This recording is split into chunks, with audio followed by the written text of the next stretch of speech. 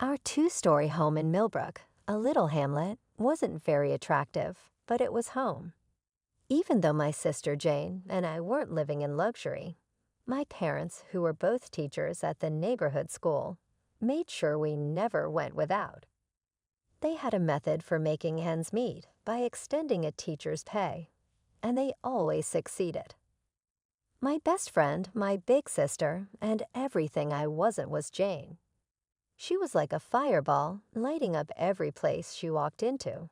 But I liked the calm companionship of books and sketch pads. I can see us as children climbing the ancient oak tree in our garden and dreaming up fantastical tales about being princesses or explorers. Before our paths began to diverge, things were easier. The disparities between us became increasingly noticeable as we aged. Jane, gregarious, gifted, and seemingly flawless in every aspect, was everything I wasn't. She was a standout basketball player, featured in every school play, and penned poetry that moved our English teacher to tears.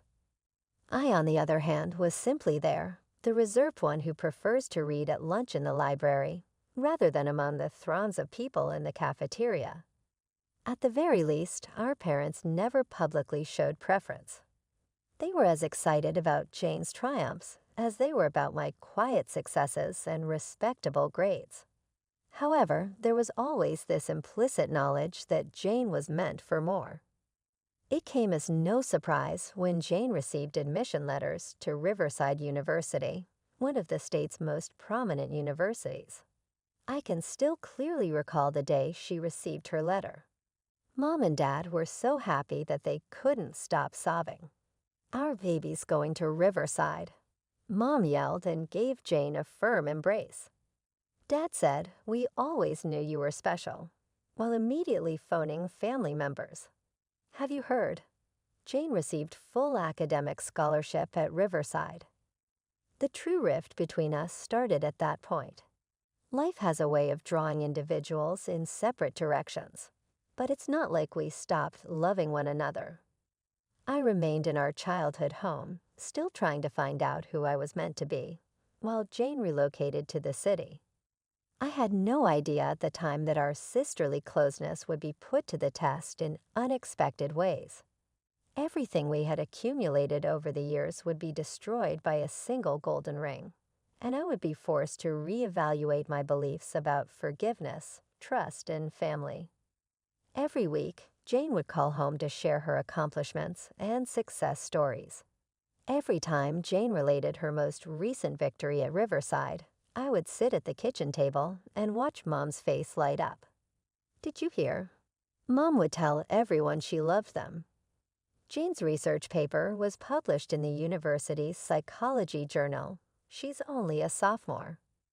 As Dad would proudly add, and she's maintaining a 4.0 GPA while doing all this extra research. That's our girl. I worked at the neighborhood cafe for those 2 years following high school in order to save money for community college. My parents were able to grin when I eventually enrolled at Millbrook Community College. They would remark, "That's nice, dear." It was something, but not Riverside. Mom said, Jane was on local TV again yesterday, one evening at dinner. She was interviewed on her studies on the development of children. She had such a polished appearance. I said, "That's great," as I pushed my peas about my plate. I truly put a lot of effort into my education. However, Jane's published papers and television appearances somehow outstripped her A+ in introduction to business. Her shine was like candlelight compared to my accomplishments. After graduation, the harsh truth set in. I was delivering resumes to local companies without receiving a reply, while Jane was already making a name for herself as a rising star in the psychology department at Preston Medical Center. I became an assistant administrator at Aunt Sarah's store as a result. She adopted the pitying expression I had been accustomed to seeing. "It's just temporary," Aunt Sarah said as she gave me a tour, "until you find something more suitable for someone with a degree." Then came the news that made all the difference. One Sunday night, Jane called, her voice full of enthusiasm. She exclaimed over the loudspeaker, "Mom, Dad, I met someone. He works as a lawyer at Blackwell and Associates and goes by Michael. Half of the downtown buildings are owned by his family." I observed my parents exchanging approving glances. Jane would undoubtedly find someone with her level of accomplishment. "Next month, he's taking me to Paris," Jane added. "There is an apartment owned by his family. Is it not unbelievable?" "That's wonderful, sweetheart," Mom shouted, and Dad grinned proudly.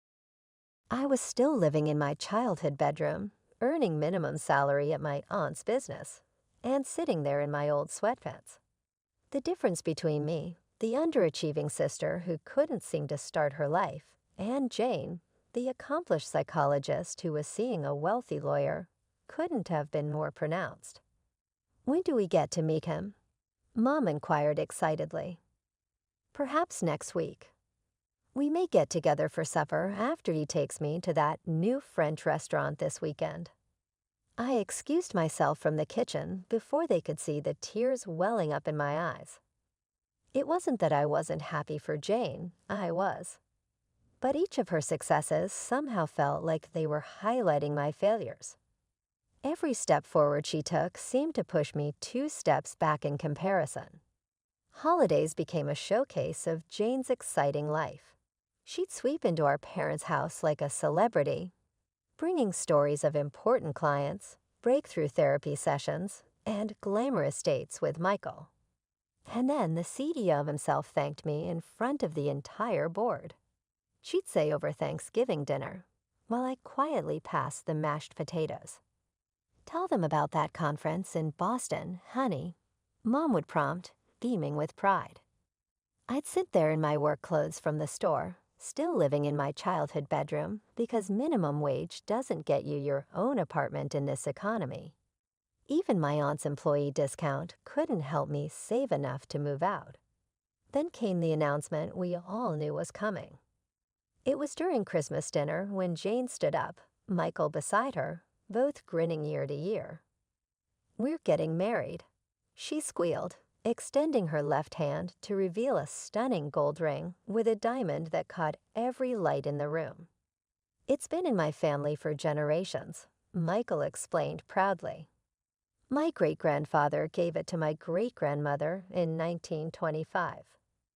Mom burst into tears of joy, and Dad opened his best bottle of wine. And I forced a smile while something heavy settled in my stomach. The next few months were a whirlwind of wedding preparations. Jane was at the house constantly, turning our modest home into wedding planning central. Every surface seemed covered with bridal magazines, color swatches, and guest lists.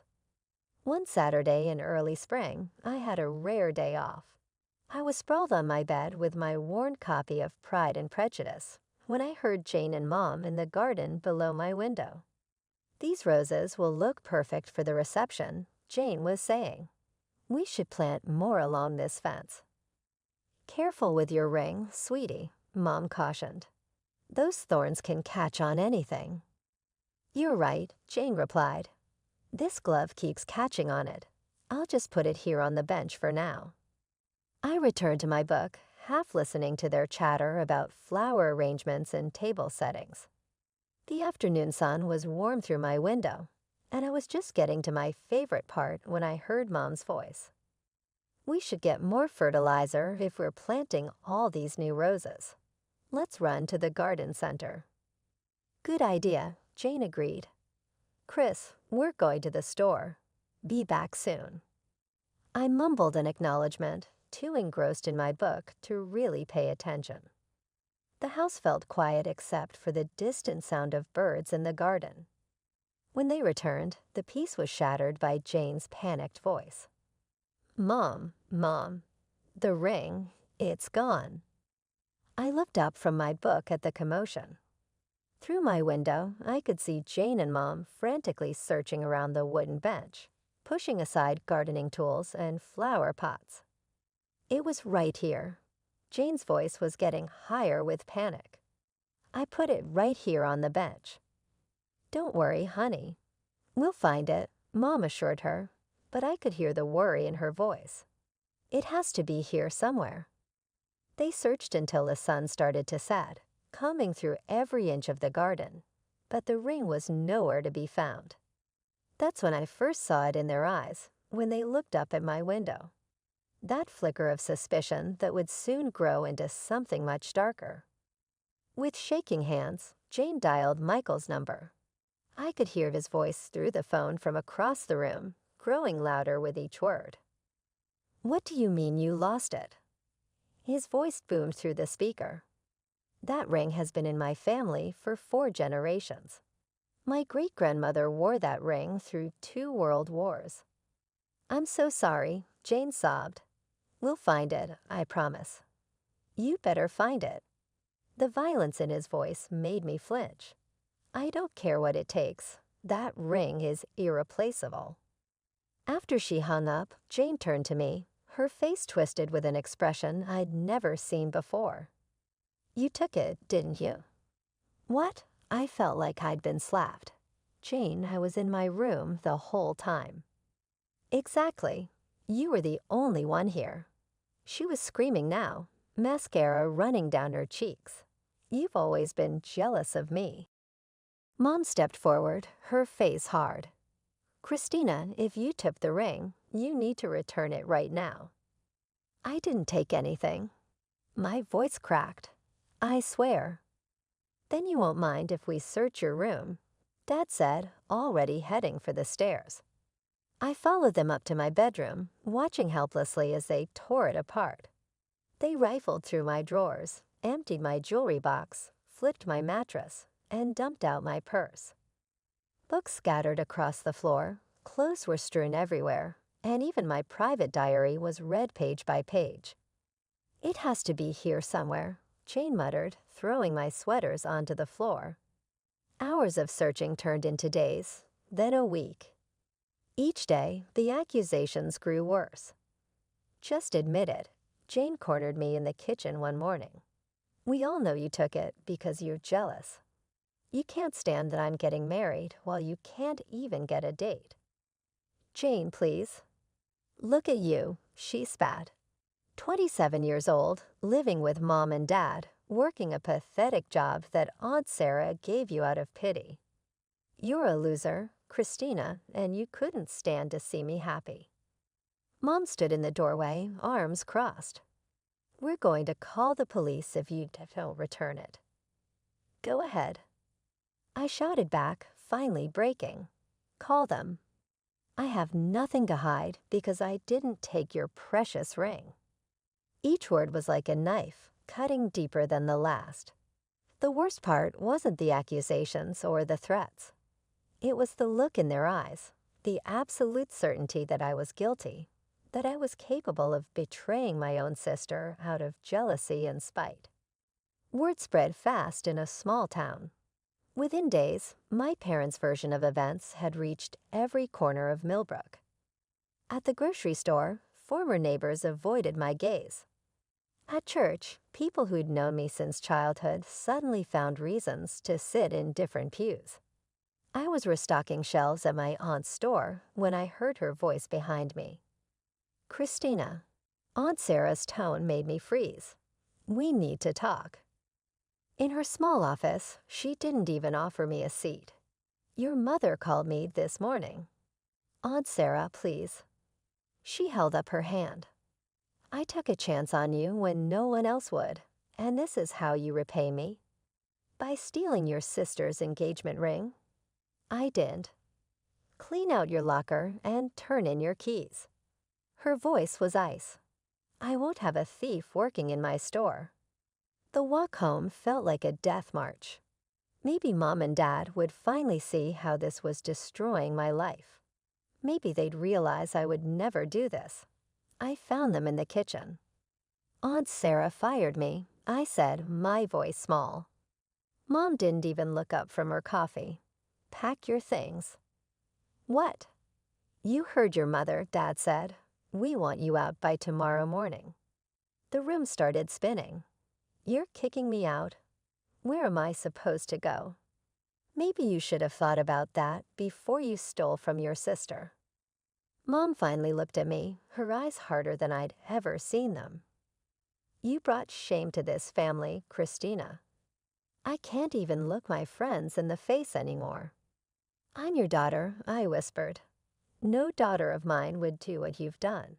Her words cut like glass. You have until morning.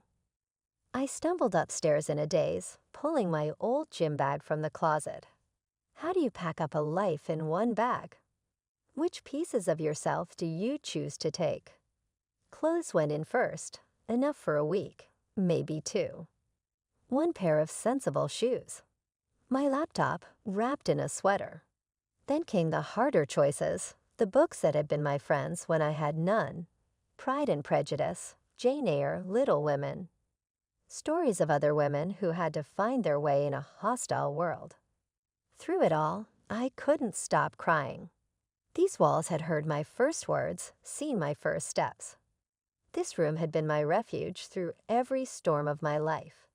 Now it was just another place where I wasn't welcome.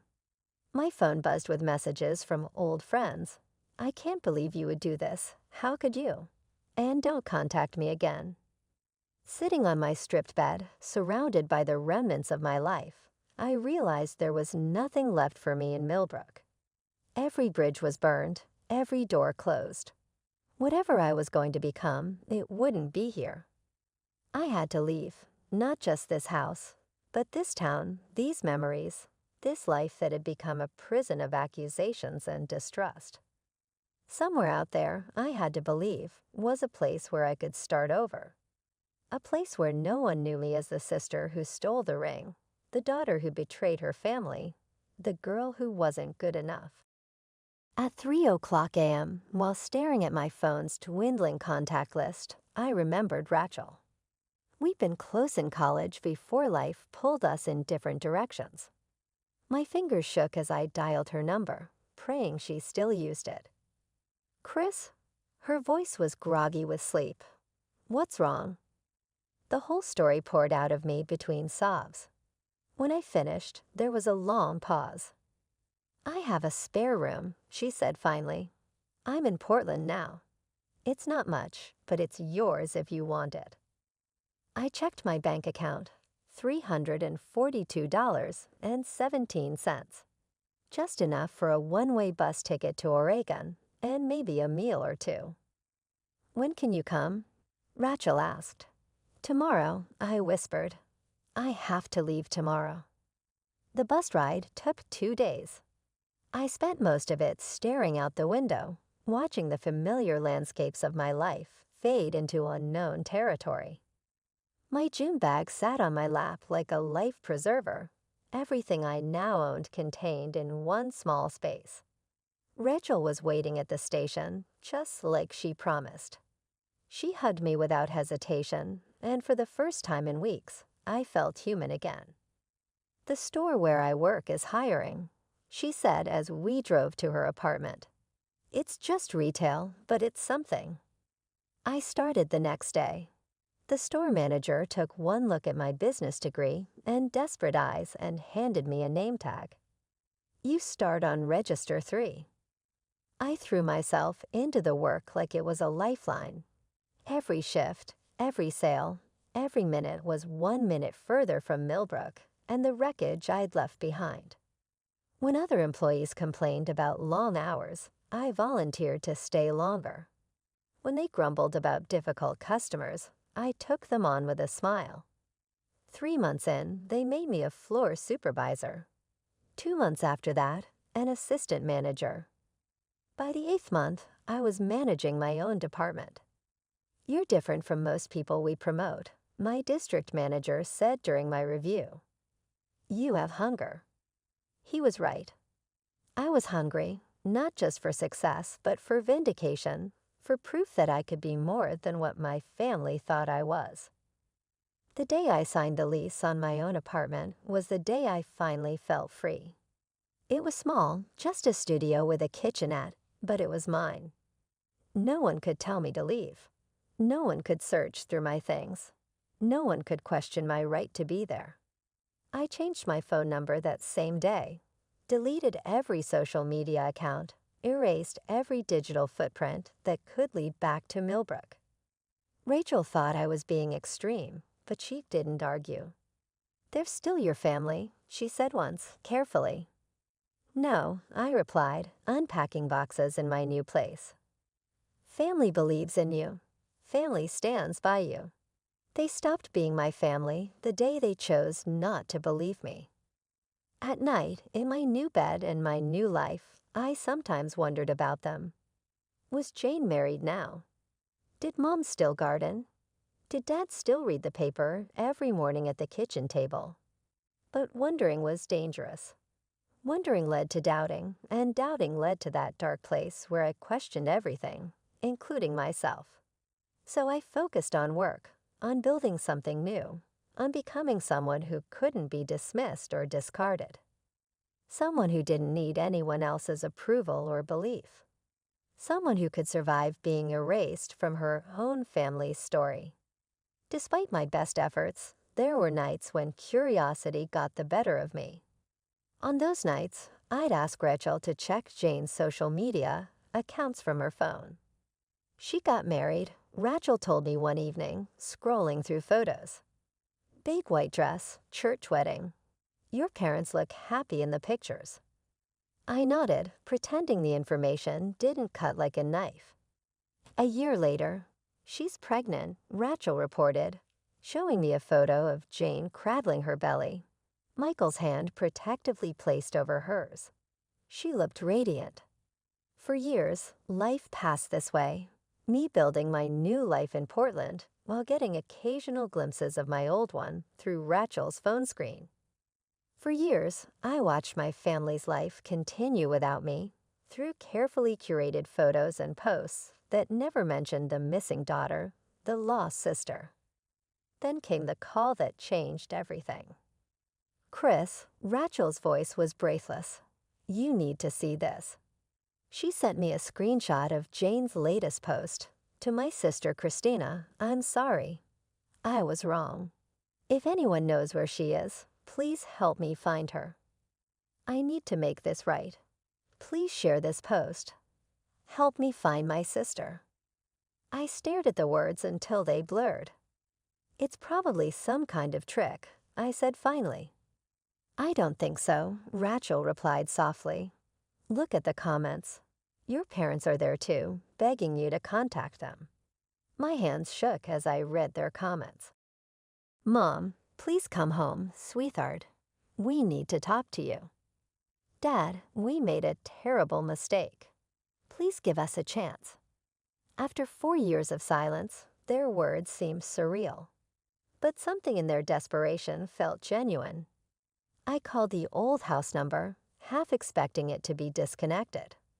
Mom answered on the first ring. "Hello." Her voice hadn't changed. "It's me," I said quietly. The sharp intake of breath. Then Christina. "Oh God, Christina." I could hear her crying, calling for Dad. Their voices tumbled over each other. "Please come home. We need to see you. There's something you need to know." "I can come next weekend," I heard myself say. The drive back to Millbrook was the longest of my life.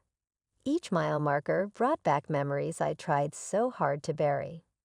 The town looked exactly the same, as if it had been frozen in time while I'd been away. Jane's car was in the driveway when I arrived. My heart hammered against my ribs as I walked up the familiar path to the front door. They were all waiting in the living room. Mom, Dad, and Jane. 4 years had changed them too. Mom's hair was grayer. Dad looked smaller somehow. And Jane was holding a sleeping baby, about 4 years old, on her lap. "We found it," Mom said, her voice breaking. "The ring. We found it." Dad stepped forward. "We were replanting the roses last week, and there it was, tangled in the roots.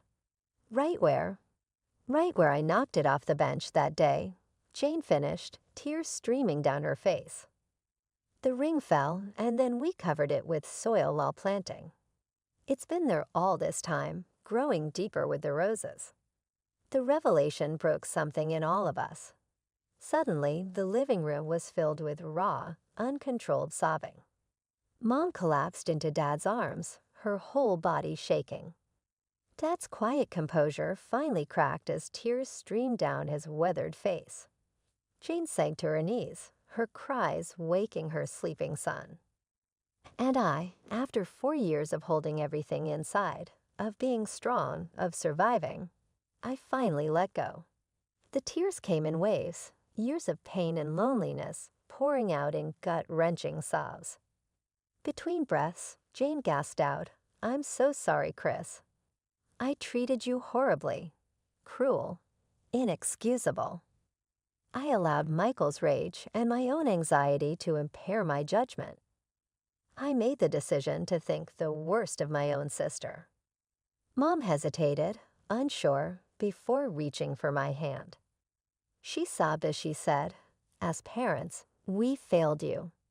We ought to have supported and believed in you. Rather, she was unable to complete." Jane begged, "Please, explain how we can put this right." "I'll stop at nothing. All of us will." I gazed at them, these individuals who had been my entire universe, my biggest fear, and now, I couldn't tell what they were. I blurted out, "I can't just pretend the last 4 years didn't happen," as I wiped my eyes. "You didn't just accuse me. You condemned me, turned the whole town against me, threw me out with nothing but a gym bag and no place to go. What if," Mom paused, then went on, "what if we saw someone, a family therapist, someone who could help us rebuild what we broke?" Dad hurriedly added, once a month, his voice still full of passion. "As long as it takes."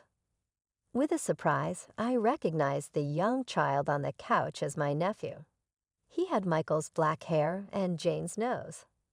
He had been without an aunt for 4 years. I firmly stated, "I'm not moving back to Millbrook. I have a life in Portland now, a good job, friends who stood by me when no one else would." Jane remarked, "We understand.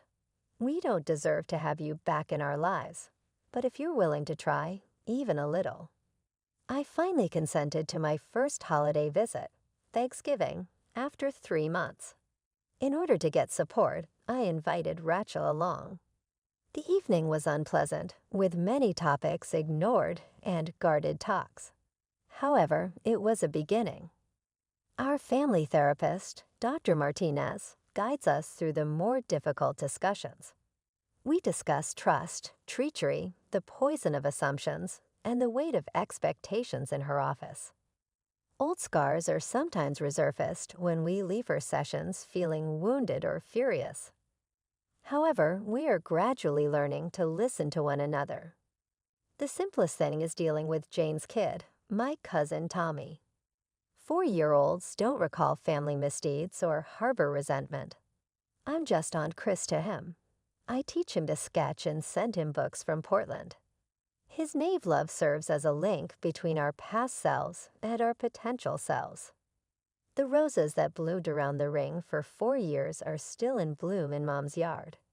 Sometimes when I look at them, I consider how layers of presumptions and accusations might bury reality like a ring in the ground.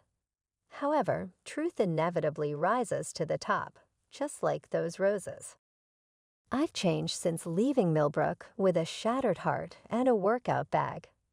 The individuals that threw me out are not the same ones. We're all discovering that, similar to gardening, mending requires patience, time, and ongoing attention. Certain days are more difficult than others, but we don't give up.